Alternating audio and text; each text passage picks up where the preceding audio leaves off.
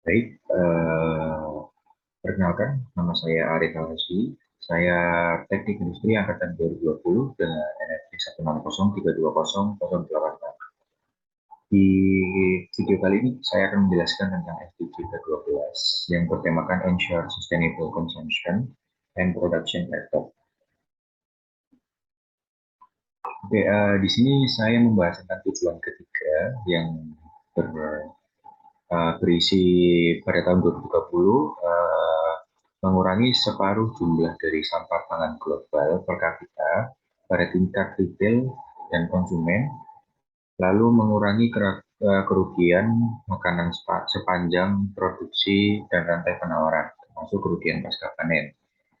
Nah, dari tujuan ketiga ini, saya menetapkan dua target indikator. Jadi yang pertama itu indikatornya kita dapat melihat dari angka jumlah sampah global. Nah, dari angka jumlah sampah global ini, kita dapat mengetahui bahwa seberapa besar dari setiap negara untuk menghasilkan sampah. Nah, dari gambar ini terlihat bahwa masih ada beberapa wilayah, khususnya yang berwarna merah ataupun oranye, yang masih tergolong penghasilan sampahnya masih tinggi. Contoh yang berwarna merah mayoritas masih berada di benua Asia, khususnya juga masih ada di Indonesia yang masih menghasilkan sampah terlalu tinggi. Lalu yang berwarna oranye muda itu memproyeksikan bahwa pada area tersebut penghasilan sampahnya tergolong minimum. Contohnya ada pada benua Australia dan beberapa wilayah pada benua Eropa, khususnya Eropa bagian barat.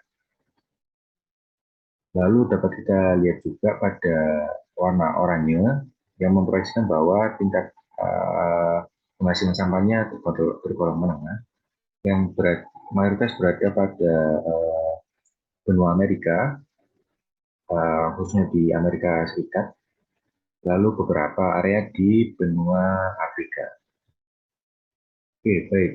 Untuk target indikator yang kedua, saya menetapkan bahwa kita dapat melihat seberapa tercapainya dari tujuan kita tadi dari angka luasan panen dan produksi padi.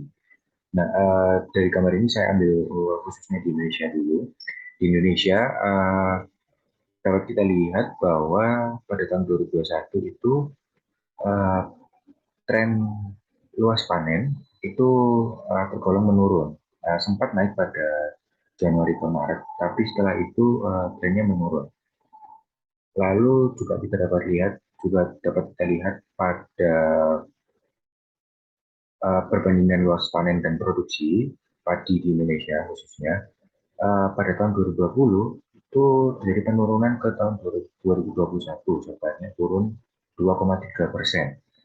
Nah, untuk produksi padinya itu juga menurun dari 2020 ke 2021, yaitu sebanyak 0,43%. Nah, dari angka-angka yang saya sebutkan tadi, kita dapat melihat bahwa seberapa pentingnya penurunan atau berkurangnya angka luas panen dan produksi padi terhadap tujuan ketiga tadi, yang mengatakan bahwa tujuan ketiga akan mengurangi kerugian makanan sebagai produksi dan rantai penawaran, termasuk kerugian pasca panen. Nah, ketika produksi atau luasan panen itu menurun, pastinya kerugian material pada petani maupun pada negara itu juga akan berdampak, sehingga diharapkan pada tahun-tahun berikutnya luasan panen serta produksi yang ada itu dapat berkembang dan dapat meningkat kembali. Oke, baik, mungkin sekian itu yang dapat saya sampaikan, kurang lebihnya mohon maaf. Terima kasih atas perhatiannya.